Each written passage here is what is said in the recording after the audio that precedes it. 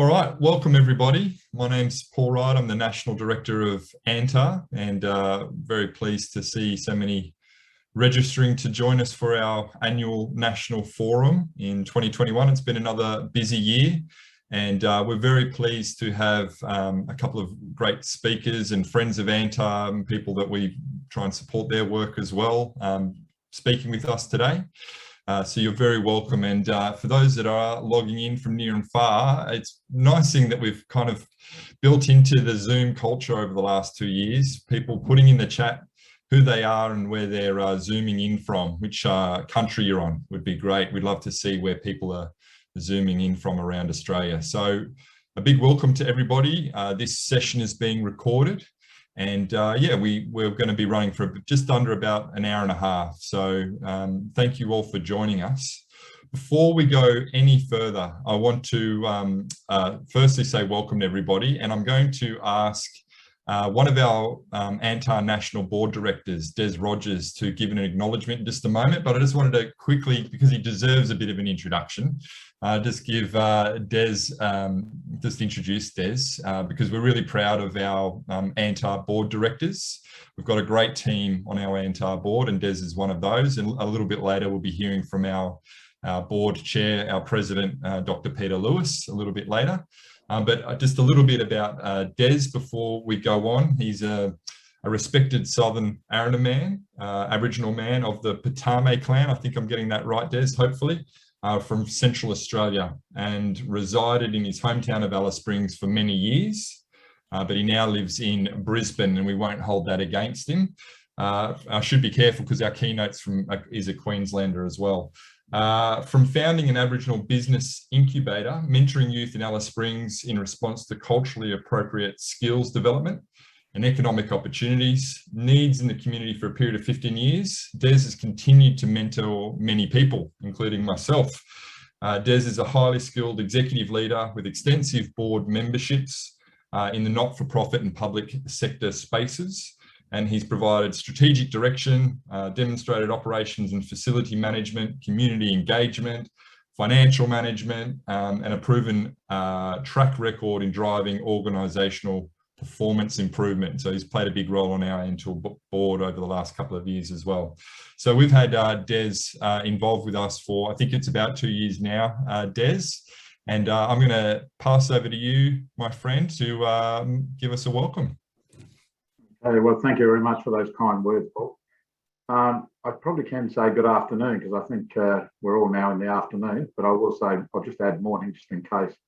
So good afternoon, ladies and gentlemen. And hello to everyone here, but especially the Aboriginal and Torres Strait Islander peoples. Ladies and gentlemen, it is my pleasure to deliver the acknowledgement of country, and I feel honoured with this very important task. It is one of the most important protocols to acknowledge and pay respects to traditional owners and their guardians on the country where we meet. As Paul said, I have the privilege of living and working in Brisbane. I pay my respects to the clans of the Aboriginal and Torres Strait Islander peoples of the Brisbane River Valley and the wider basin, the Uggerah and Yurrabal clans. I thank them for allowing us to walk softly in their ancestors' footprints. We tread lightly on the traditional lands and homelands which they have looked after for thousands of years. It is through their continuation of culture, ceremonies, cultural practices, stories, songs and dance that they have maintained the cultural and spiritual integrity of this land. I also acknowledge and pay my respects to elders both past and present and those young people who will lead us into the future, for they hold the memories, the traditions, the culture and hopes of Australia's first peoples. I call upon our first young people, our young people and their friends to keep picking up the fight for all Australians to walk with us and lead us into the future of truth-telling that cannot be ignored. Stay in the saddle. Hold on, no matter how hard the ride. Thinking about the incarceration rates, poverty, poor education outcomes, unemployment, poor health, lack of job opportunities, and discrimination that will bring systemic change is reconciliation. Reconciliation is what First Peoples do best. It is built on the relational, community-based principles of all our mobs. It's why we have survived for 120,000 years and why we've survived the last 230 years. As individuals, we can't do reconciliation on our own. We can't create reconciliation and implement it without acknowledging the hardest part of this type of reconciliation. The hardest part, in my mind, is understanding and talking about racism. Racism in the following forms and the following times and places.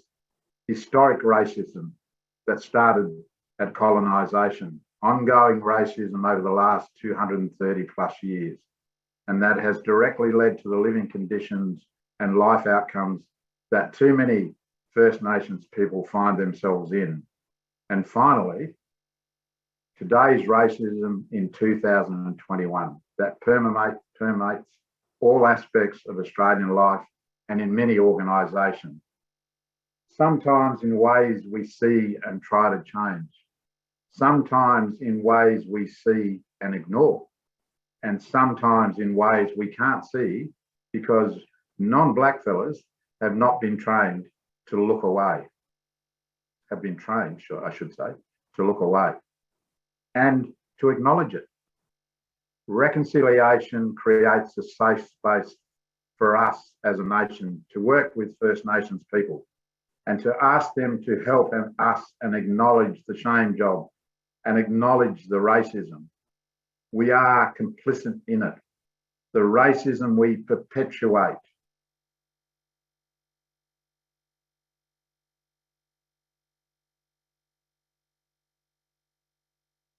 Sorry, Des, you just hit mute.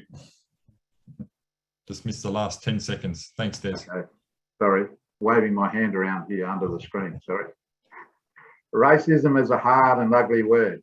It carries generations of hurt and shame. It is hard for non-black fellas to say it out loud, let alone acknowledge it. But acknowledging it, sitting in it, allows us to ask First Nations people what I said before. How can we be better and do better as individuals? Truly mindful of racism in the past, present, and wanting to change this for the future is what we all should do as a nation. Thank you. Thanks, Des. That's a great start to our session today. Really wise words and a challenge that I'm confident the many ANTaR supporters and friends are up for, that they want to honour, I guess, that challenge from Des there. So thank you for those words of welcome and acknowledgement, Des.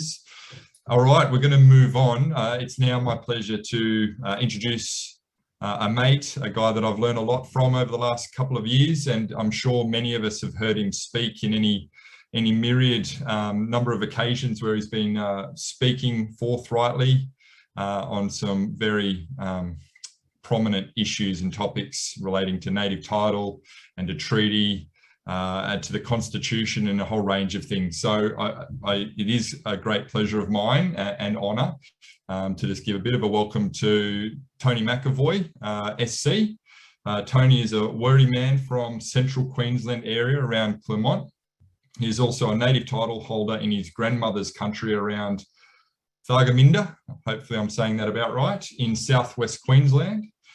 Tony commenced work in 1983 at the Brisbane Aboriginal and Torres Strait Islander Legal Service as an articled clerk. He was admitted as a solicitor in 1988 and continued to practice as a solicitor in private practice and at the Aboriginal and Torres Strait Islander Legal Services until 1994. In 94, he was employed in a policy position in the New South Wales Department of Aboriginal Affairs. So we've had him down here in New South Wales for quite a while. Later appointed as manager of the Heritage and Natural Resources branch and served 18 months as Registrar Aboriginal Land Rights Act of 1983. In January 2000, he was admitted as a barrister of the Supreme Court of New South Wales. He has worked extensively in criminal law, administrative law, including disciplinary tribunals, coronial inquests, discrimination law, but in more recent years is largely practiced in the area of native title. Tony has successfully represented the Githable, Quandamooka, Kalkadoon, Pitta, Kalili, Bangala peoples, and in November 2017, the Goring people in native title claims in the federal court. And apologies if I'm not getting the pronunciations absolutely perfect. In 2010, he was also awarded the inaugural National Indigenous Legal Professional of the Year Award. And from 2011 to 2013, he was acting part-time commissioner on the New South Wales Land and Environment Court. Many of us would remember that in 2016, he was appointed as co-senior counsel assisting the Royal Commission into the protection and detention of children in the Northern Territory, which another friend of ours, Mick Whitter, was one of the commissioners of. And in 2017, he was advisor to and negotiator for the Narunga people in their treaty negotiations with the state of South Australia. He has advised on the Victorian Treaty Advancement Bill, written numerous papers and spoken nationally and internationally on treaties and truth commissions on many occasions. And in 2018, he was the QUT Outstanding Alumni of the Year. Tony is the current co-chair of the Indigenous Legal Issues Committee of the Law Council of Australia and the chair of the New South Wales Bar Association's First Nations Committee. He is a trustee of the New South Wales Bar Association's Indigenous Barristers Trust. And we could go on, but Tony, we're going to bring it to you now. Thank you so much for being with us here today. And over to you to share your thoughts with us. Thank you very much. Thank you, Paul. I am coming to you today from Gadigal country. I have lived for the last 20 years on Kaimaragal country, which is in the northern beaches of Sydney. I pay my respects to First Nations people all over the country. I acknowledge your spirits and your ancestors. I acknowledge all of my countrymen and neighbours back in central Queensland, the Gungaloo, the Janga, the Inagai, the Whitty, Barada, the Kubbulburra, all those mobs that together make up a Birragubba group. I thank ANTaR for their commitment to this treaty series and for keeping these issues live and the information available for all those people who are interested. And I thank Des for his introductory words. This process of engaging in and advocating for treaties is one built upon hope. It's a long game, and it's built on the hope that at some point in the future we will have an existence in which we have a degree of control over our own lives and destiny in a way that allows us to hopefully provide a safe and healthy place for our people to exist. Because at the moment, with the over-incarceration rates skyrocketing, the number of children in custody increasing, the number of children being removed from their homes increasing, from their families, it's hard to imagine that the core of our societies is in fact advancing. So this treaty process, it is a long game, and it is about hope. We're engaged, we're investing in the future. And so today I'm just going to talk about the state and territory treaty process and perhaps give you a bit of an update and make some observations along the way.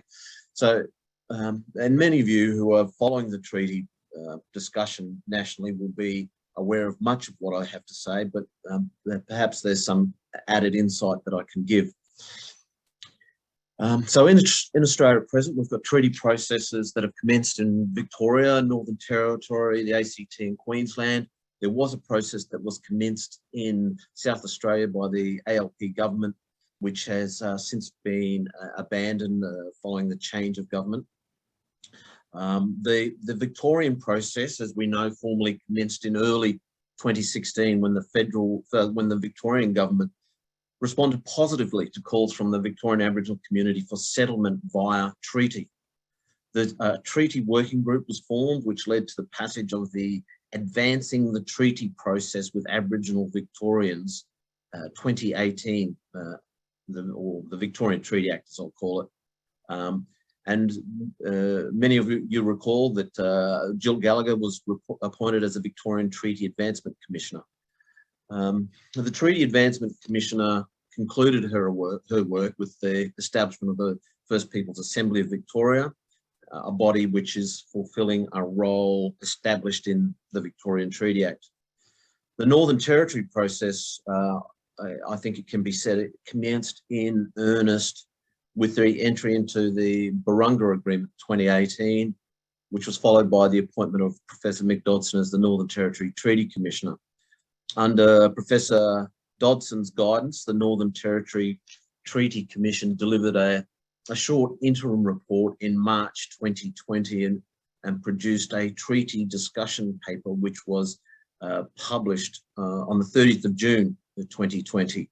That treaty discussion paper was excellent, and I can encourage people who want to get an understanding of treaty that maybe haven't come to terms with much of the detail to read that discussion paper. It's very accessible, and you will see there's an executive summary in which a proposed negotiation framework is set out, and that proposed framework is the clearest articulation, I think, at present around the country of a process.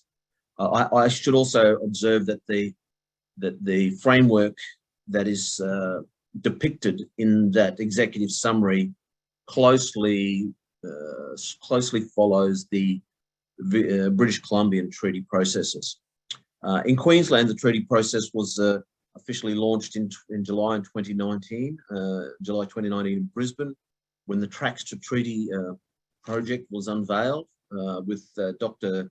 Jackie Huggins and former Federal Attorney General Michael Lavarch named as co-chairs of an oversight group called the Eminent Persons Panel. A treaty working group was established and was undertaking consultation with a view to delivering a report. That report has been delivered, and a further committee has been established to continue to take that process forward. But I think in terms of the overall process, the Victorian process probably remains the most advanced, and I propose in this discussion to focus on the Victorian Treaty Act as a vehicle for exploring some of the fundamentals as I perceive them. So the Victorian Treaty Act, when it was introduced into the Victorian Parliament, the Minister for Aboriginal Affairs, the Honourable Natalie Hutchins MP, made some interesting comments, and if you'll bear with me, I'll read them out because they give some insight into the thoughts of the Victorian government. She said, "We have a lot of exciting work ahead of us to identify and agree matters, including what will be included in a treaty or treaties, and who treaties will be negotiated with. Treaties with First Peoples in New Zealand, Canada, and the United States deal with matters including acknowledgement and apology for past wrongs, recognition of Aboriginal sovereignty and self-government, rights to access and or manage land and resources, health, education and economic development, and rights to enjoy and protect language, culture and heritage. These matters may be instructive for what a treaty or treaties between Aboriginal Victorians and the state of Victoria may cover. However, the treaty or treaties ultimately negotiated must address the unique aspirations of Aboriginal Victorians, acknowledging the limitations of what the state is legally able to do." So there's a fair bit packed into that statement from the minister. I think it was during the second reading speech, and interestingly enough, they offer up the recognition of Aboriginal sovereignty and self-government as part of that process. It always seemed to me that in dealing with state governments in territories in particular, that aspect was going to have a number of difficulties to it, but certainly the Victorian government has acknowledged that that must be part of the discussion. There were some proposed amendments to the government bill, including that the treaty, the Victorian Treaty Act, did not affect the asserted sovereignty of Aboriginal Victorians. The minister rejected that amendment and wrote to the Greens advising the government was of the view that nothing in the bill which could affect the sovereignty of First Nations people, and therefore such a provision would have no operative effect. I saw that letter and I suggested to the Greens they needed to put that letter somewhere safe and where it could be found in case it was needed later. The bill was eventually passed, and amongst other things, it created the statutory position of the Victorian Treaty Commissioner, Advancement Commissioner. If I could just turn briefly to the content of that act, it provides for five significant structural elements. Firstly, an Aboriginal representative body. Secondly, a self-determination fund. Thirdly, a framework agreement. Fourthly, a treaty authority.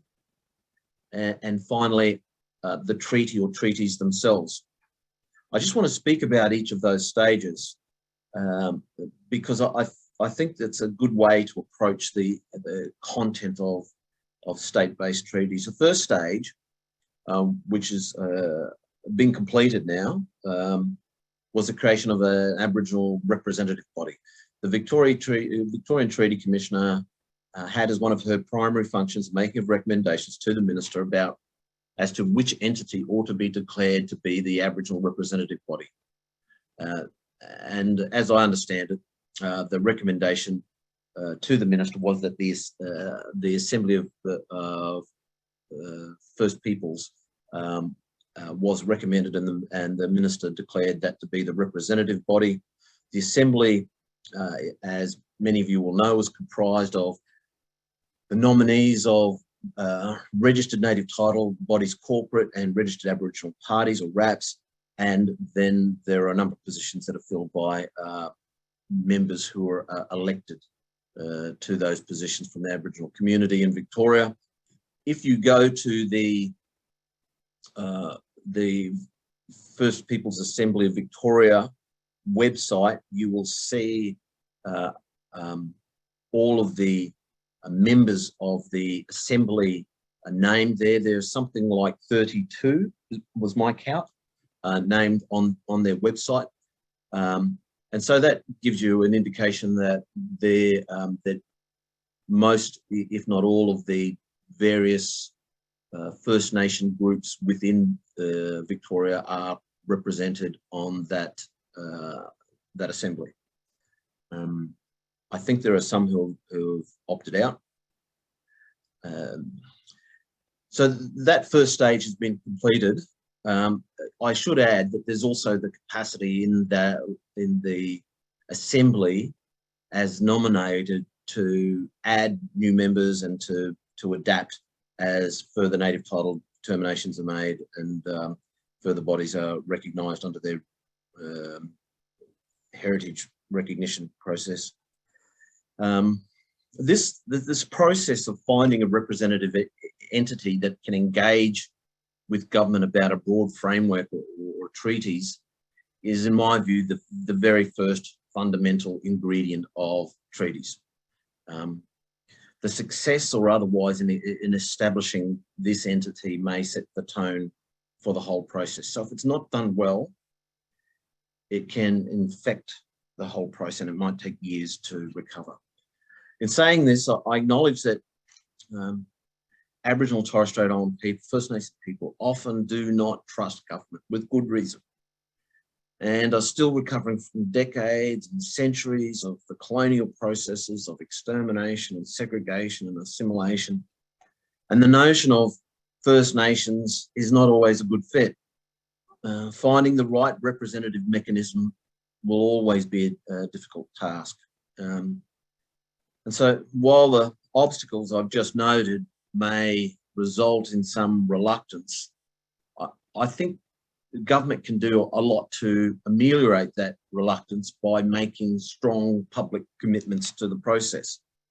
And one example of that, I think, was the entry by the Northern Territory government into the Barunga Agreement with the 4 land councils under the Northern Territory Aboriginal Land Rights Act.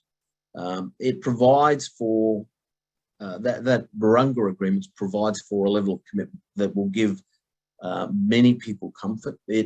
It's an agreement which acknowledges that the sovereignty of the First Nations of the Northern Territories has never been ceded. And so in that regard, it takes that issue of potential conflict away, and I think gives some confidence. Another example of government commitment is the provision in the Victorian Treaty Act for the establishment of the Self-Determination Fund. I'm as yet unaware what steps have been taken to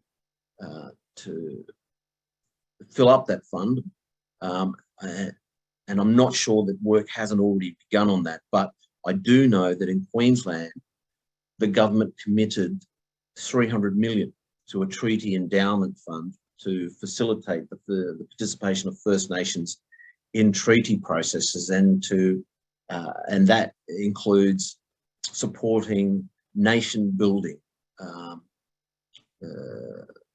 processes to get First Nations ready for treaty negotiation and ultimately self-government.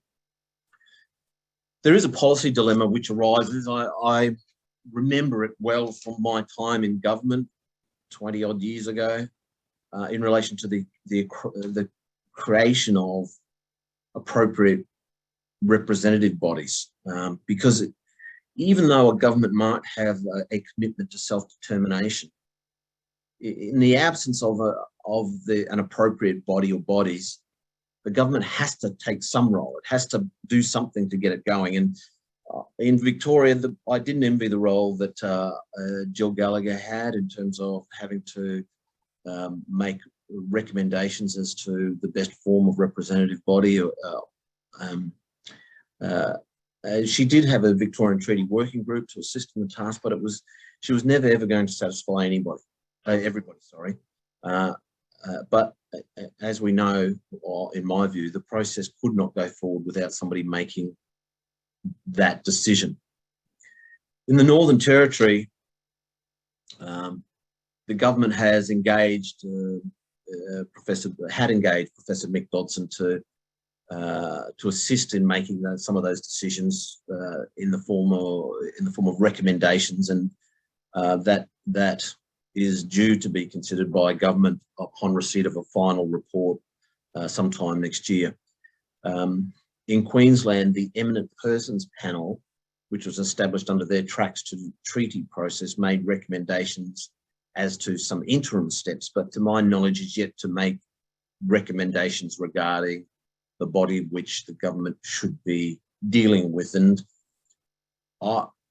in Queensland, I can say, in respect of my people, the British-speaking people, Wangan and Jagalingou people, we wouldn't expect anybody else to be negotiating on our behalf. And so the people involved in the developing the treaty process there, I'm confident that they're aware of the desire of all groups to speak for themselves in these processes. And I'll just make the comment in passing that I'm particularly troubled by the voice to government process that is currently being undertaken by the federal government, because although it purports to be a voice on behalf of First Nations, nobody came to ask my people what we thought. Nobody's asked us, and they haven't sought our mandate, they haven't sought our agreement or authority, and I can't see how it can then purport to speak on our behalf. And I suspect a lot of other people will be saying the same thing. The need for a representative body or forum is obvious. In each state or territory, there will, I think, be bespoke, overarching agreements that are needed to deliver any modicum of justice.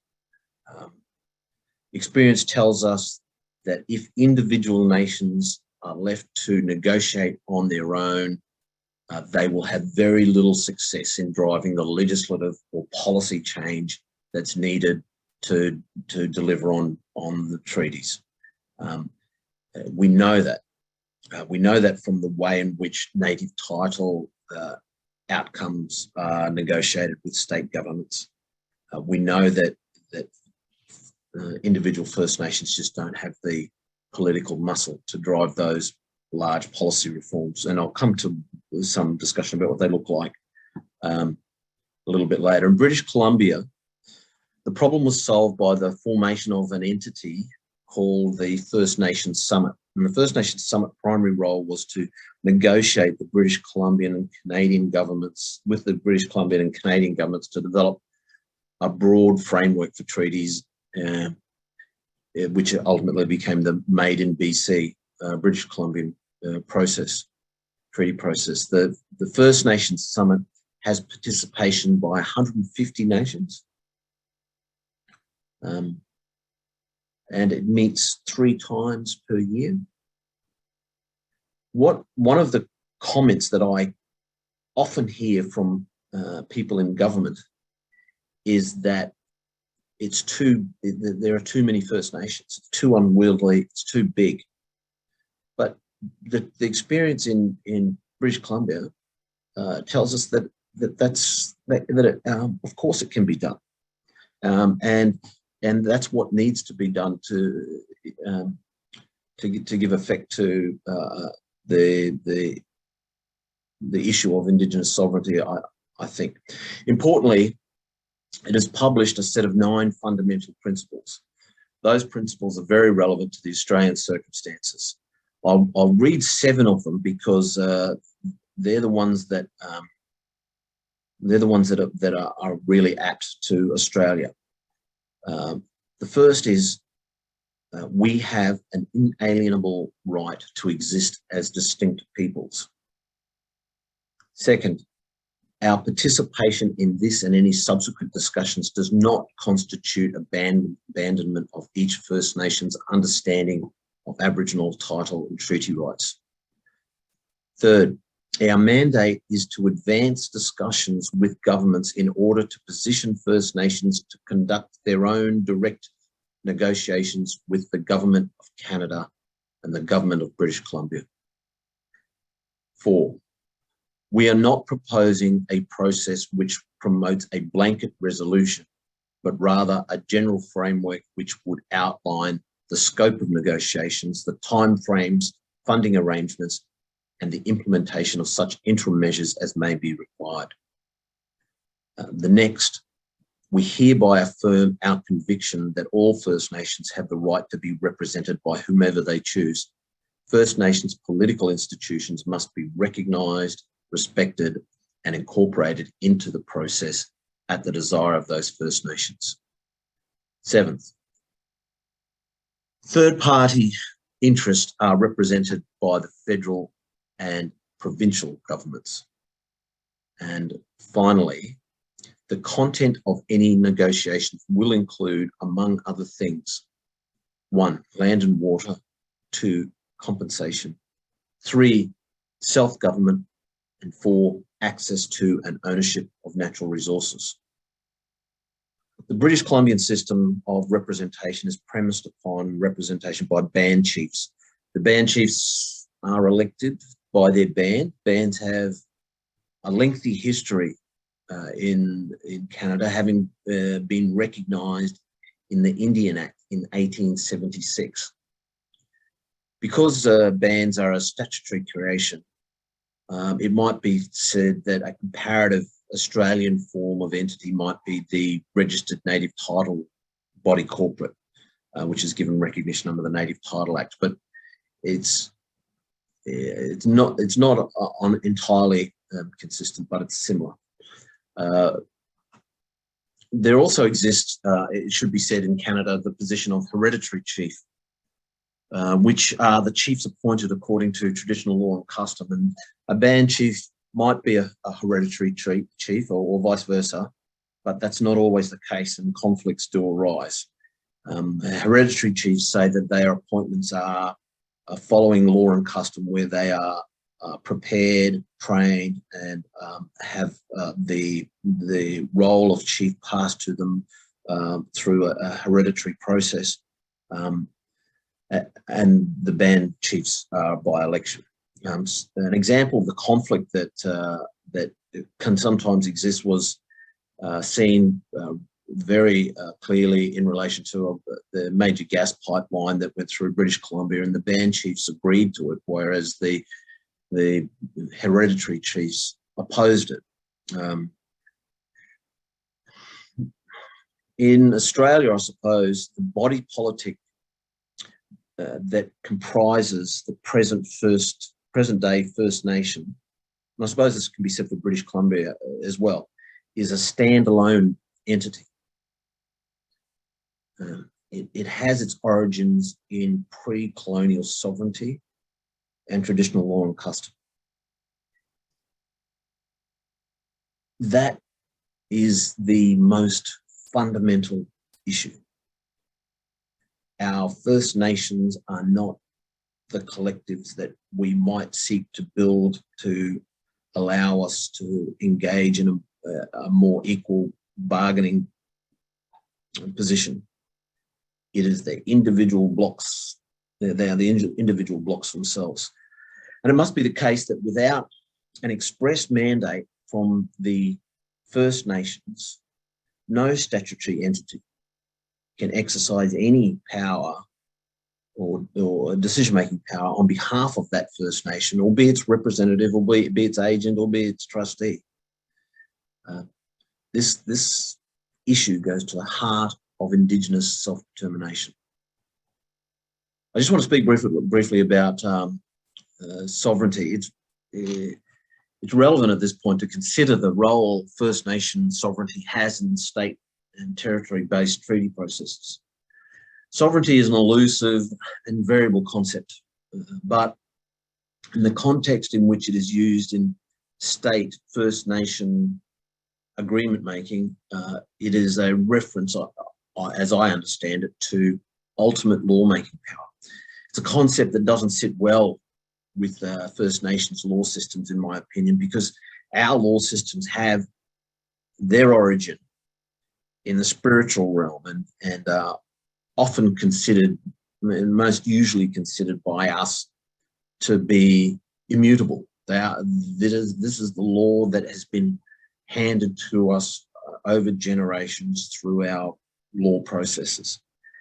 So in other words, the First Nation possesses the power to make decisions about the application of the law, but not the power to make the law. The law comes from a spiritual source. Whereas, so when First Nations assert sovereign status is possibly best understood, I suggest to you, as a challenge to the notion of the state having lawmaking powers. And it's the existence of an alternative legal system which is connected to the lands and waters and resides with the people comprising the nation. This should not be taken as expressing a view that First Nations laws and customs are incapable of adaptation, because they clearly are, but that's a whole other topic. I'm not going to deal with that today. This First Nation sovereignty, though, for want of a better term, obviously predates British occupation of Australia by tens of thousands of years. It encompasses an antiquity which is so vast as to make any precise estimation of how old it is of any little, if any, relevance. It's a unnecessary process, in my view. This First Nation sovereignty, I think, is said by First Nations to have, by all First Nations to have continued until the present day. The arrival and occupation of our lands by the British is said by a line of legal authority to have legally acquired for the British sovereignty as it is generally understood in the European context. According to Blackstone's commentaries, and Blackstone's commentaries was the English guide to the law, and in this case, the law relating to acquisition of territories. The British could acquire sovereignty over land occupied by others by cession, conquest, or settlement. And in Australia and Canada, sovereignty is said to have been acquired by settlement on the basis that there was no sovereign present. But as we know, in Mabo and others in the state of Queensland number 2, the High Court of Australia said in 1993 that the doctrine of terra nullius must be overturned, but nevertheless found that the acquisition of sovereignty by the British was complete and perfected. That finding in Mabo number 2 occurred without fully grappling with the conundrum that if there were in fact people here who possessed systems of laws and customs that regulated rights and interests in land, how is it possible that those same people were not sovereign? And if that's the case, how could a sovereignty be acquired by settlement?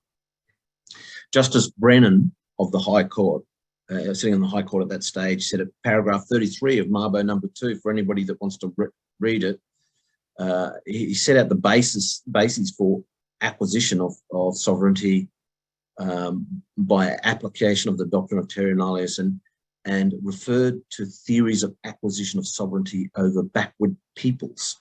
It's a section of the Mabo judgment that doesn't get a lot of attention, but it makes for fascinating reading that the High Court is talking about reliance upon doctrines which spoke about the law of man, which included the capacity to take lands from backwards peoples. Quite astonishing. At paragraph 34 of Justice Brennan's judgment, he repeated the misgivings which were expressed by Blackstone in his commentaries that I referred to earlier as to whether the law of nature extended beyond mere stocking and cultivation, which the British were doing, to the massacre and driving out of people because their language, religious beliefs and government were different, because that's what happened here. And Blackstone was expressing some real discomfort and dissatisfaction with how the law was being interpreted and put into effect. Justice Brennan then went on to consider the International Court of Justice advisory opinion on the Western Sahara, with apparent support for the observation that the concept of terra nullius, this is from the Western Sahara advisory opinion in the International Court of Justice, the concept of terra nullius employed at all periods to the brink of the 20th century to justify conquest and colonization stands condemned. The glaringly obvious logical gap in the abandonment of the notion of terra nullius, but the retention of sovereignty, is still left unresolved. The judgment is perhaps missing a sentence. This is the judgment of Justice Brennan, perhaps, is missing a sentence, and I've just drafted this myself as to help understand what the judgment says, but it could say, this court does not have the capacity to attack the sovereignty upon which its own existence relies, but can partially remedy the injustice in a manner that is one step removed. And really that's what native title is, some attempt to do, I suppose. If for the purposes of this paper, we assume that there existed in the First Nations as they were configured in 1788, a sovereignty that has continued to exist to the present day, there is a capacity for that sovereignty to be recognised by treaty. I should note that while some First Nations are asserting dual sovereignty or domestic dependent sovereignty, there are others who appear to me to be espousing a full nation state status recognisable in international law. That form of sovereignty, I think, is often referred to as external sovereignty. I want to comment on this issue briefly. The states arguably had the capacity to deal with matters of external sovereignty prior to federation, but since conferring powers on the federation under the Australian Constitution, that power now resides with the federal government. And to the extent that there may have been any doubt, that doubt was removed by the Australia Act of 1986. The states still retain an internal sovereignty, which is recognised and protected by the Constitution. And it's also worth noting that the states may theoretically withdraw from the federation, as Western Australia occasionally threatens to do. And having withdrawn, the state would then regain the full suite of sovereign authority. In my view, there remains within the power of the state to recognise rights which are consistent with the continued existence of First Nations sovereignty. In particular, that includes recognising jurisdiction to make decisions such as land use, planning and environmental protection, recognising jurisdiction to make law-making powers and law enforcement powers, recognition of full beneficial ownership of territory, water and resources, and even the right to levy taxes. And this can be done without the need to determine whether those rights are rights which have their force simply by reason of the treaty, or whether they are in recognition of a persisting sovereign status or inherent rights. It's interesting to note that in a paper delivered to the National Indigenous Legal Conference in 2017, the former Chief Justice of the High Court and now Chancellor of the University of Western Australia, the Honourable Robert French, hypothesised about the prospect of an Indigenous sovereignty coexisting with the Australian sovereignty. This coexisting sovereignty, he thought, could be recognised to have an operative effect in matters which were not the subject of colonial sovereign authority. The themes expressed in his paper have been expanded upon a little since then, but clearly the decision-making authority with respect to our native title rights is one area in which the blanket, which is said to be the all-encompassing blanket of British sovereignty, is seen to have some tears. And for those of us who spend a lot of their time looking for the tears in the blanket, as I think Justice Joe Williams of the Supreme Court of New Zealand, esteemed Māori judge, talks about, when we rip open those tears, we can see the underlying First Nations sovereignty. That decision in Mabo had that effect, and so too did the decision in 2020 in Love and Toms have that effect. For those unfamiliar with the decision, Mr. Love is a Kamilaroi man who was born in Papua New Guinea, and Mr. Toms, a Gungari man who was born in New Zealand. Both had been living in Australia for many years, and as a result of provisions in the Migration Act, were liable to being deported following conviction for criminal offences. The High Court found in 2020, March 2020, by 4-3 majority, that the aliens' power, on which the Migration Act was founded, which is contained in the Constitution, the aliens' power in the Constitution, could not have intended to include Aboriginal people in the description of aliens.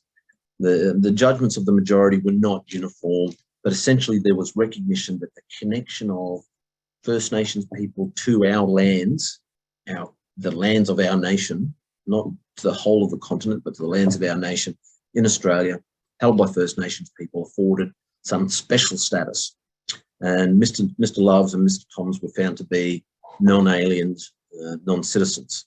And so we can see that there's another, that showed another tear in the blanket where we can see the underlying sovereignty of the First Nations people coming through.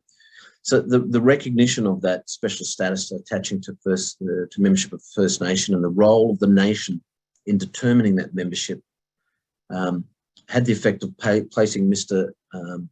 Love and Mr. Toms within a First Nations legal framework, and for the purposes of the ANTaR at least, outside the reach of the sovereign power of the nation state of Australia. It is notable, and I ask you all to pay careful attention to this part, that the Commonwealth Solicitor General has sought an expedited hearing of an appeal in the High Court in the matter of Montgomery. It's understood from the transcripts of the directions hearings that the Commonwealth is seeking to have that decision in Love and Toms overturned. I also note that the High Court has 2 new High Court judges who have been appointed since the decision in Love and Toms. It's a bit difficult for me to comment further, given that as a barrister, I'm an officer of the court and the matter is before the court. I encourage you to do your own research, though, on this issue and to act accordingly. And I hope that you discuss it with people who you think ought to know about it.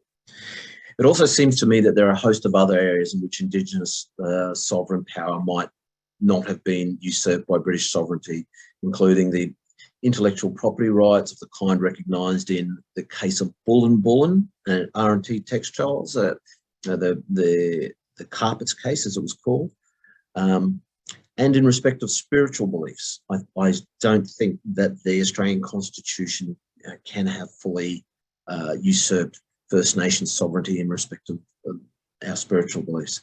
So it's my view that the First Nation decision-making mechanisms may also be carved out of the Australian lawmaking authority, and this raises interesting questions about the amendments to the Native Title Act in 2017 and 2020 regarding the execution of Indigenous land use agreements.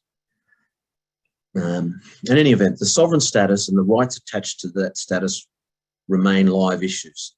That sovereignty, I think, may only be exercised by First Nations and by the individual First Nation that has that sovereignty. And the role of any statutory body in any treaty context can only be at the behest and with the mandate of such First Nations.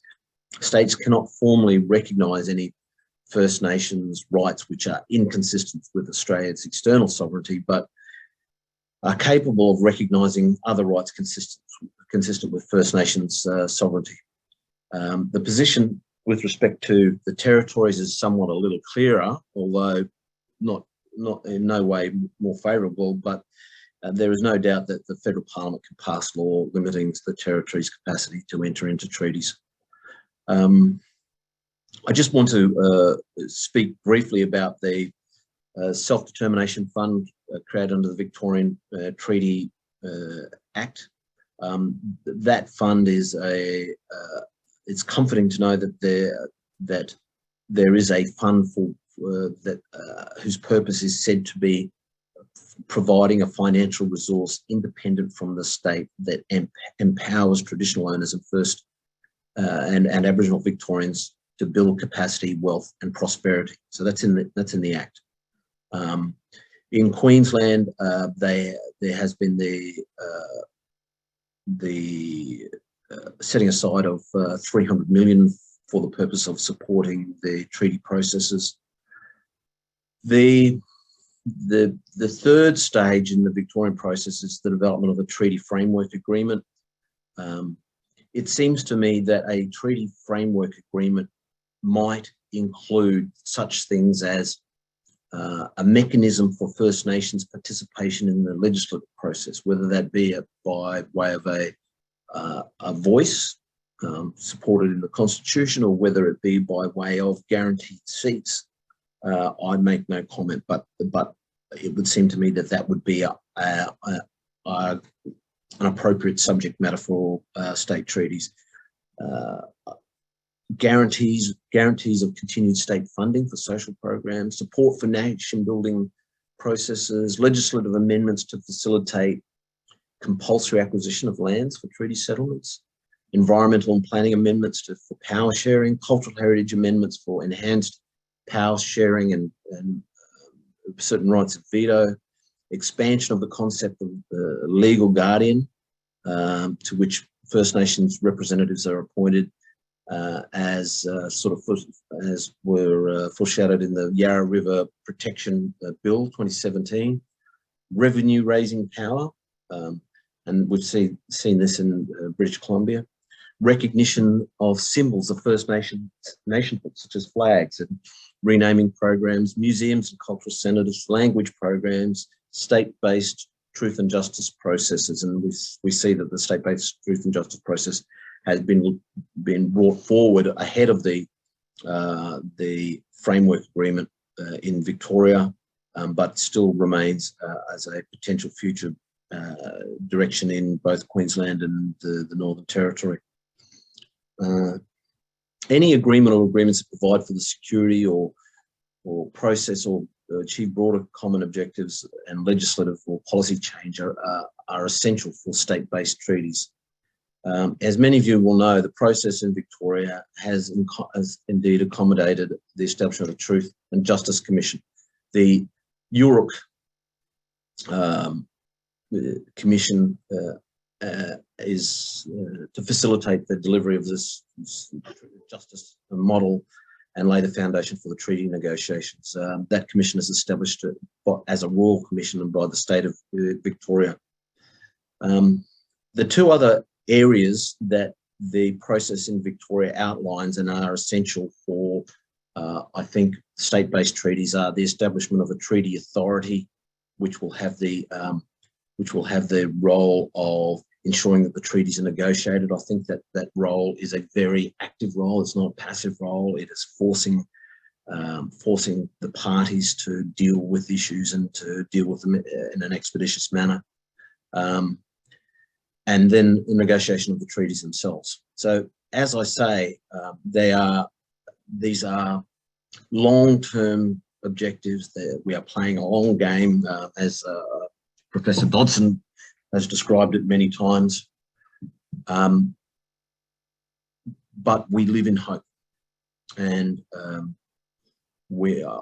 I just find myself dreaming, I suppose, daydreaming from time to time about the ability to provide some level of safety for our people and our nations. I thank you for your time. I know I've gone a little bit over my allocated period time. I'm going to be around for some questions, and I'll leave it there. Thank you. Thank you, Tony. That's excellent. It's amazing in 45 minutes how you've been able to range from state and territory treaty processes, considering sovereignty, the international situations, particularly in the British Columbia, talking about the open questions of citizenship. I can't believe we're still talking about this and that it's still an open question with our High Court. So you've covered a lot of ground. I'm really pleased we've recorded it, Tony, and we'll be making this available for people to come back, watch again and digest. We do have a couple of questions, but one quick one from me, I guess, on reflection. So thinking a lot about the last 30 years. So next year it's 30 years since Mabo number 2, and 30 years of the native title legislation being in place. Before that, and as it was all taking place, you know, we were all being led to believe that the world was going to end.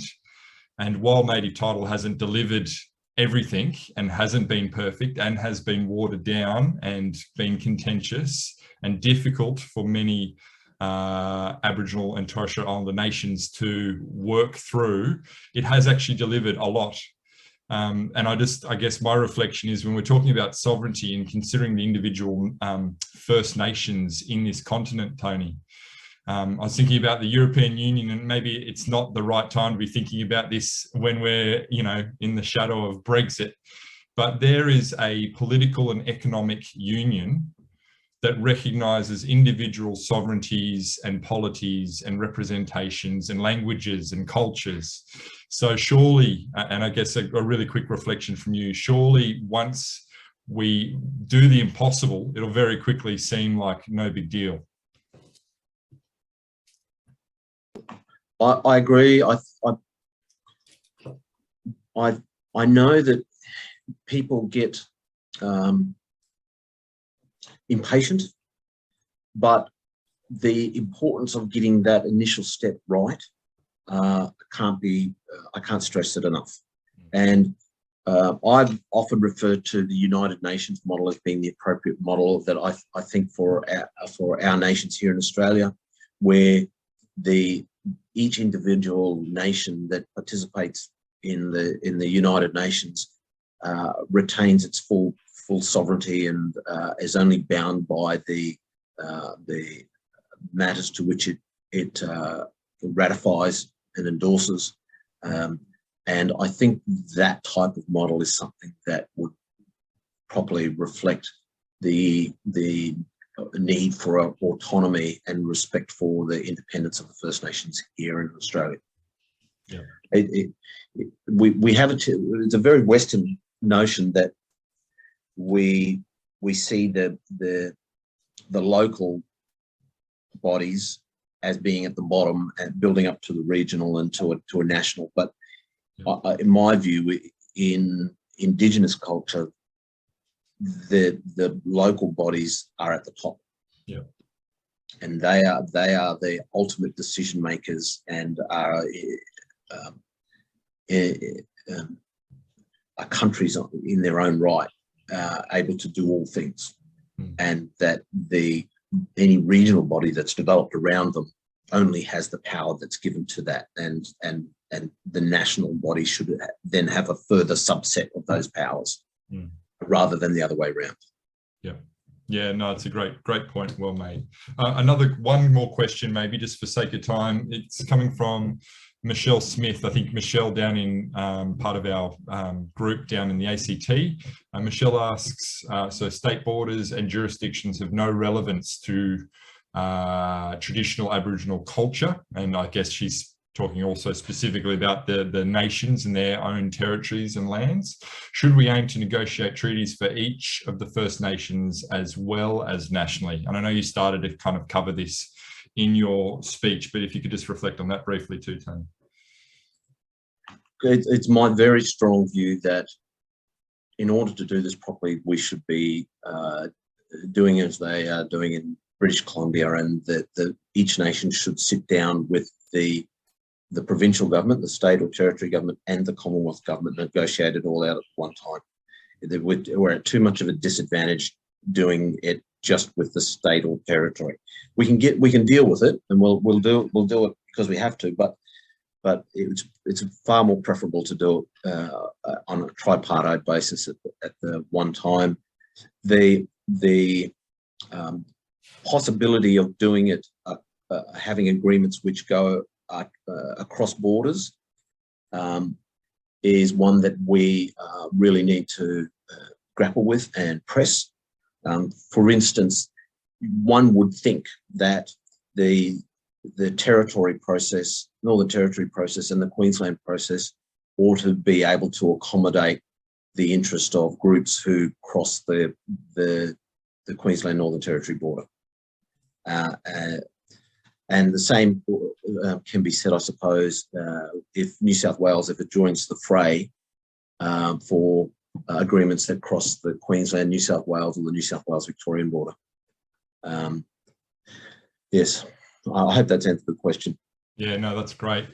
Look, we're going to say a big thank you once again for giving us your time today. If you look in the chat, everybody's giving you the old written applause and gratitude. So thank you very much, Tony. And yeah, if everybody will be sharing this recording of Tony's speech and the rest of today. So thank you very much, Tony, and we'll be in contact soon. I should just also say Tony's been involved in some of our Treaty Talks series over the last 18 months as a prominent voice on treaty. So I guess it's an opportunity just to give a plug to all of those Treaty Talks presentations and discussions that we've been having over the last 18 months. So thanks again, Tony. Look, for sake of time, I'm going to keep my thoughts really brief. Just reflecting on the year that was. It's been another very productive year for the ANTaR team.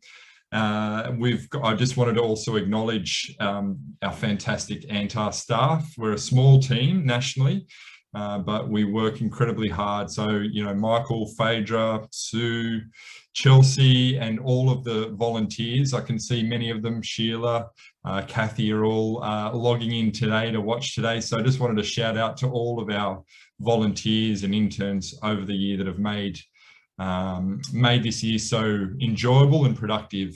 And another quick shout out to the ANTaR National Board. You've heard from Des giving the acknowledgement. And just in a moment, I'm going to pass over to our president, Dr. Peter Lewis. But a big thanks to Pete and the board. You know, from a personal level, they're so supportive. They give great direction. And yeah, we really appreciate their commitment as volunteer directors that, you know, work in this space and they want to make a contribution of allyship through this organisation. And it makes me really proud to be a part of it. So Pete, a bit of a reflection on the year to come before we go to Tom Whitter. Okay, thanks, Paul. I mean, I think we've managed to survive 2 years of COVID, particularly through the really hard work of the staff and led by Paul, doing webinars instead of a major conference, and also maintaining our links with the various Aboriginal and Torres Strait Islander-led campaigns. And I think we've done a pretty good job of maintaining a presence when it has to be, in a sense, mainly virtual rather than real, so to speak. But I think I wanted to focus on next year, which is sort of not just to look forward, but look backwards. I mean, next year will be our 25th, I was about to say wedding anniversary, sorry, our 25th anniversary as ANTaR, so, which isn't bad for a campaign that basically failed. I mean, it might give us 2 out of 10 in terms of how we fought against Howard's 10-point plan. But I think that demonstrates that we've been playing the long game, as Tony was saying before. And our key focus being on dealing with the foundations, sort of the foundations of the nation, a nation that currently is built on racist foundations. And I think we've moved as a group to trying to leverage rights for First Peoples to one where we're actually looking deeper at the issues around what it means to be Australian, and I'll use that until we're a just country, but what it means to be Australian in the context of invasion, colonisation, and for those of us who aren't First Nations people living on stolen land. And so we're seeing this as a time for the big conversation. So trying to look at the promise of the Mabo decision, which isn't just about the sort of rights that native title might be able to grab, but actually about what does that mean for us as a nation. So the sort of things we're looking at, I work for Uncle Richard Franklin, and he talks about Tomorrow Australia. And I think that creates a good focus about changing our understanding of our nationhood, changing our understanding of our symbols, such as the flag, the anthem, and the day, but also changing the structures. How do we become, as non-Indigenous people, good allies? How do we push those conversations around truth, voice, and treaty, and elevating the nation? And so one of the things that the board has been looking at is changing our brand. Sort of hate that terminology, but it really is about changing our focus and what we're communicating. And so looking at how we can help by elevating and help raising the voices of First Nations peoples, leaders, experts, and community elders and community leaders, how we elevate those voices to elevate our understanding of what Australia can be. And I think that's sort of been the key focus of our looking at how do we change our branding and so forth. That we're looking at what can Australia become, and let's focus on that, and that can be driving our conversations. So through our thought leadership and networking, we hope to sort of pursue that as we approach our 25th anniversary, and see how we can help, well, not help, but how work with, in solidarity with the First Nations leaders. And so that'll be our focus. Well, it's been our focus the last few years, and will continue to be our focus for next year. And the other process, I guess, that we'll be looking at next year as a board will be the the next strategic plan. So, which I imagine will be pretty much the same as what we're doing at the moment. But yeah, I also want to make clear the board's view about how staff has been just absolutely brilliant during this very strange times, and it might continue to be strange for a while. But I mean, I think the staff has acted brilliantly, and particularly under Paul's leadership. So I might leave it there. Thank you, Pete. That's a great thing to look forward to next year. And yeah, once again, thank you to the board for your leadership and support. And yeah, we've got great things ahead as an organisation into 2022. And there'll be plenty of opportunity to be, I guess, recognising the last 25 years. I think Pete was one of the originals back in '97. He probably doesn't want me pointing that out, but I can see a few people that have logged in today have been a part of our organisation, our people's movement for, nearly 3 decades now. It's something to be proud of. All right, for the next 20 minutes, we're going to give opportunity to hear from Tom Whitter. Tom, many of us would know and recognise. He's a fellow that grew up on Bundjalung country up in the north of New South Wales. Many would remember Tom at his time at Oxfam. He's one of the original gangsters of the Close the Gap campaign back when it started. And so Tom was, an integral part of that campaign for many years. And in, I think, middle of last year, he moved on to take over as Executive Officer of the newly formed First Peoples Heritage Protection Alliance, which formed out of the devastation, the destruction of the Juukan Caves over in Western Australia, which we were all horrified about. And so a lot of First Nations peak organisations came together and formed the alliance to really stand up to government and start to change the story, the legislative situation that allows that kind of thing to happen. And Tom stepped in to be the Executive Officer of their Secretariat, and he's based with the National Native Title Council, an organisation that we are very close with and collaborate with a lot. So Tom, big welcome to you. Thank you for making time today to share just a quick update on what the First Peoples Heritage Protection Alliance has been up to. And we might make, a couple of minutes right at the end for a quick couple of questions if you've got time. Thanks, Tom. Sure. Thank you, Paul. Thanks for having me. Yeah, I just wanted to start by acknowledging the traditional owners. I'm sitting here on Gadigal country, the traditional owners who first had to deal with colonialism in Australia, and I admire their resilience and that of all of the other Aboriginal people I have the pleasure to work with. And I guess just to acknowledge the role that ANTaR have played in this space.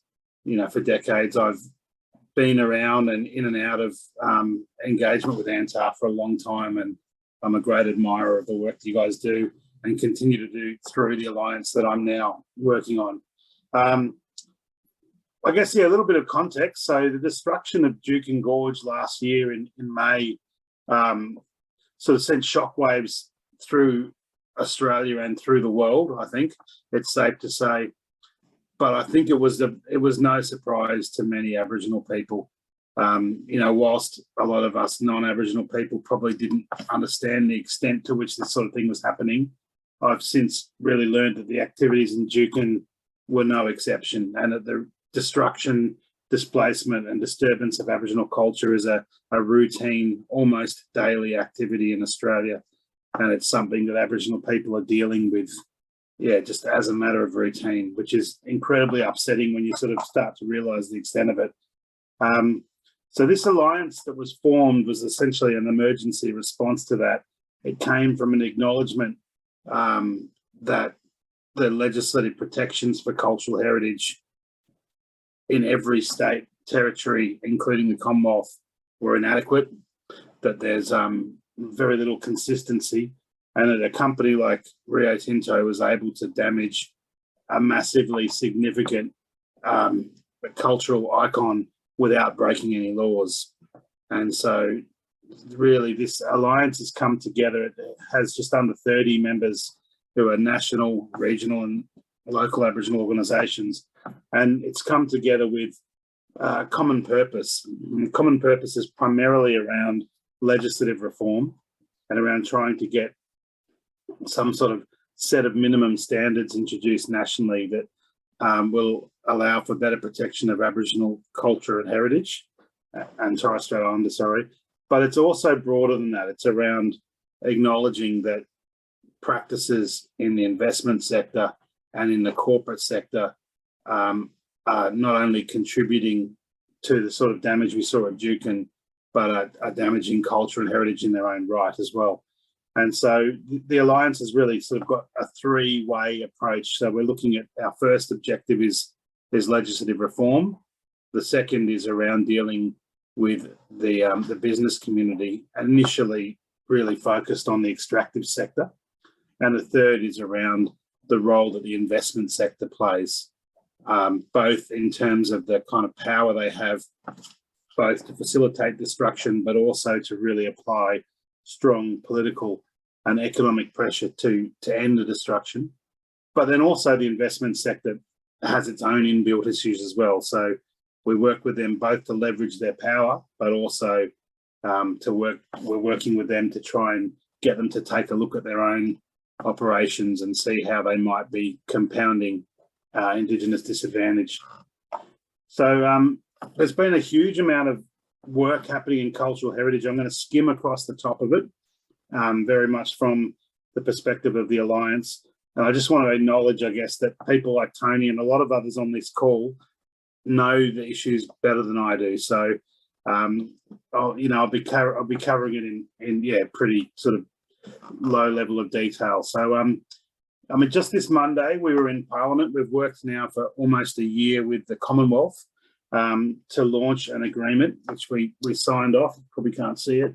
Anyway, blurry background. It's a partnership agreement with the Australian government and the First Nations heritage protection to co-design legislative change. And so this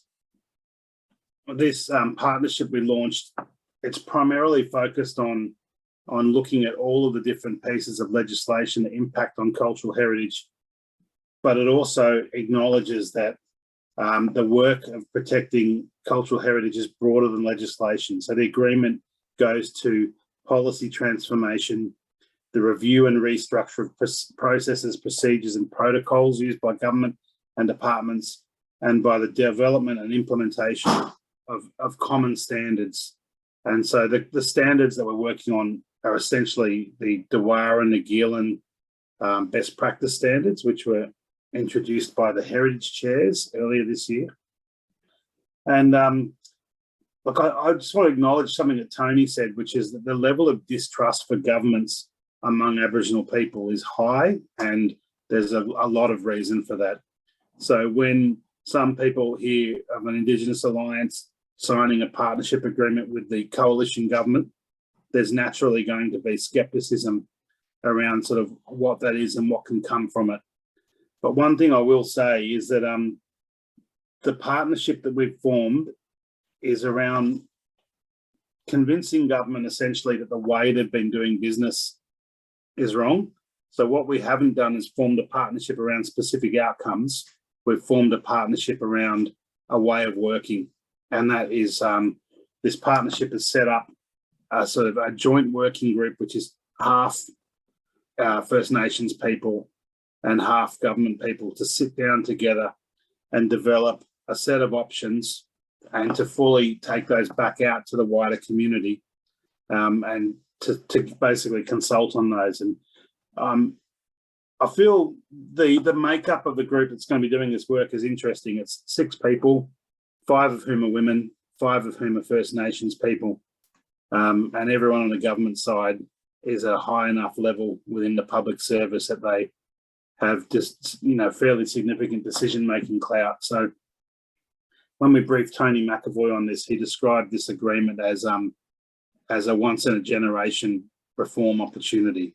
And so whilst we share everyone else's skepticism essentially around, we might develop the best model in the world and then we're going to have a fight on our hands to make them implement the model, I think for now what we have is an opportunity to have Aboriginal people's voices heard in a different mechanism and in a genuine partnership. And so our alliance is really excited about that, frankly. I guess the last thing to say on that is just that the First Nations Heritage Protection Alliance doesn't include every Aboriginal group in the country, even though it's open to further membership. And so this partnership was carefully negotiated, noting that we don't have the right to form exclusive partnerships. We have formed a mechanism, and that mechanism is open to and will include voices well beyond those that sit at the table of the alliance. So what we're not trying to do is form a partnership that excludes anyone. I think that's a really important point for us to remember.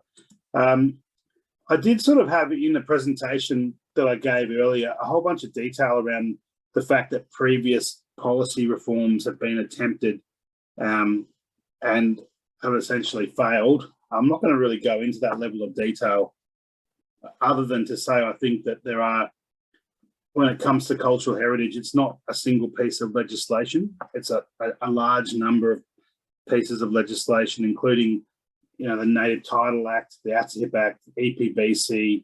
There's a whole bunch of legislation that impacts on this. And so unpicking it and improving it is a really complex task. And I think, we're really lucky that people like Tony McAvoy and like a lot of the leaders that sit on the leadership group of this alliance have got so much experience and knowledge, because it's going to really take all of that to design a pathway to better protection. So just, I guess the final thing on this is that we've already begun so this coming Tuesday, that joint working group meet for the first time, and the implementation group, which is half us and half government, are already starting to design a consultation and process and models. So the work is beginning straight away, and it's exciting. Just quickly, jumping, I guess, to the other points that we work on, the partnership with private sector. I think this is something that has often been neglected in the work that First Nations group have done. So when it's come to things like the Native Title Act and others, it's all very well to have a really strong position, but if you then go up against the minerals industry and they come out and hold a counter position, we know that we're in a racist country that sort of rides on the back of the miners. And so this alliance was formed very much with a view that if we end up going head to head with the entire mineral sector, we can pretty much guarantee from the outset that we're going to lose. And so one of the things that we've tried to do from the beginning is to talk really closely with the Minerals Council, with mining companies and with investors. We don't think that we're going to have common ground on everything, but we do feel like there are individual companies within that sector that have a desire to be a little more progressive than others, and that if we can get certain parts of the mining sector to come out and say that they support legislative reform, that that we can start to sort of pull apart the kind of monolith of anti-Indigenous rights miners, essentially. So that's hard work, but it's going on at the moment. And then in terms of the investment sector, I think there's some of the work that we're doing that's really historic has happened here. We've had some really high-level meetings with investment leaders, and we've now formed a three-way partnership with Responsible Investment Australasia, the peak body for a lot of investors, and with the UN Global Compact for Business. So then the alliance obviously is the third part of that. So we've formed this the Dwara Nagilan Business and Investor Initiative, which is essentially seeking to design a set of standards and sort of tools that can be used at a board and stock market level to really give accountability and direction to companies and investors when it comes to engaging with First Nations people and how to protect heritage better. So we're starting to see already some really good outcomes from that. We've seen investors speaking up really strongly on the WA legislation. We've seen really strong votes at the board meeting of Fortescue Metals, critiquing some of their approaches. And we've seen BHP and the Alliance have developed a draft set of standards to improve BHP's practices, including getting rid of all gag clauses in their agreements, and an agreement that BHP will renegotiate all of their agreements up to a modern standard. So the Alliance is achieving, I think, some really good things with business. We've got a long way to go. But yeah, we sort of feel like this pincer approach. If we come at government from the left and we work with industry on the right and try and sort of come in at the issue from both sides, we might have a chance of achieving things where maybe they've failed in the past. That's yeah, super top level. Happy to answer any questions, and yeah, there's heaps more to be talked about at other time. Yeah, no, that's great, Tom. Thank you so much, mate. Really appreciate the update. I'm just putting in the chat, hopefully, now, just a page that covers cultural heritage protection on the ANTaR website. You'll see a lot of cross-reference to the First Peoples Heritage Protection Alliance that Tom runs. And Tom, I guess on behalf of ANTaR and our supporters, I mean, we are an associate member organisation of the Alliance, and you know, I'm involved in those meetings that you run and put on with the Aboriginal and Torres Strait Islander leadership. But I guess just reaffirming publicly that ANTaR stands with the Alliance, and where we are keen and ready to do whatever we can to back in the work of those Aboriginal and Torres Strait Islander leaders and organisations. And just want to congratulate you both, you and the Alliance, on what's been a whirlwind 18 months to get it to this point where you've already made so much groundwork, I guess, in terms of changing the story of cultural heritage protection, and challenging the porous legislative frameworks that allows things like Juukan Cave to happen. I'll just add two really quick points. Yeah, one is it's quite hard to find information about us because we haven't got a website up. We're trying, that's coming. And the second point is just to say that, you know, we recognise the great skills that ANTaR has in terms of public engagement, and the Alliance is not going to seek to duplicate that. ANTaR as a membership, our communication strategy essentially has ANTaR as the group that we see capable of kind of harnessing public approach. And so we intend to continue to work with ANTaR, kind of taking on that role rather than trying to emulate or duplicate what you guys do so well. Yeah, no, thanks, Tom. Yep, we're here to help. There was one question from Deborah Mosley, and I think you kind of addressed this in some way. Is there any political movement coming out of the report from the Senate inquiry? So this is the Warren Entsch-led inquiry into the destruction. I guess part of the answer, Tom, is that the Alliance has been formed, and while I don't know whether the Alliance would describe itself as a political movement, it's certainly there as the Aboriginal and Torres Strait Islander-led body or coalition that will set the tone for the rest of us to back in what's required. Is that right? Yeah, that's right. I mean, the Juukan inquiry will be high on the agenda on Tuesday of the first meeting. It's definitely going to guide a lot of the work that we're doing with the Commonwealth.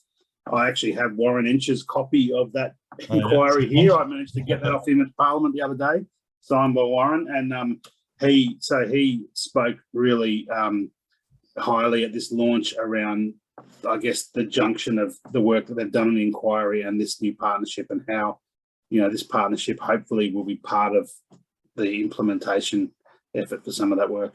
Yep, no worries. Look, it's 2:30. I'm going to say thank you. I know there's a few other questions coming through, some specific ones about cultural heritage protection legislation issue over in WA. What I might invite people to do is reach out to us at ANTaR, and we can connect you with Tom, and also, you know, do our best to sort of answer your questions around what's happening in each of the states and territories. And Sheila, one of our great volunteers who's worked with us for a long time, is re-preparing some of our website material that'll detail what's happening in each of the states and territories around legislation and telling the story of where we're at in terms of cultural heritage protection in each jurisdiction. So keep an eye out for that in the new year as well. But yeah, please pass your questions on to us, whether for Tom or for Tony McAvoy, or anything that you've heard today, or any questions you have at all. We'll try and find the answers for you and the information for you. So once again, thank you, Tom. Thank you, Peter. Thanks to Tony McAvoy and to Des. Thank you to all of our staff, board and supporters for joining us today. There is a recording, and we'll get it around. We'll be putting it out on social media, sharing it through our supporter communications, and sending it to all those that registered to attend today. So thanks very much. Have a good weekend. And if we don't speak to you beforehand, we'll see you at the National Forum in 2022, our 25th year. Thank you very much. Thank you. Everybody.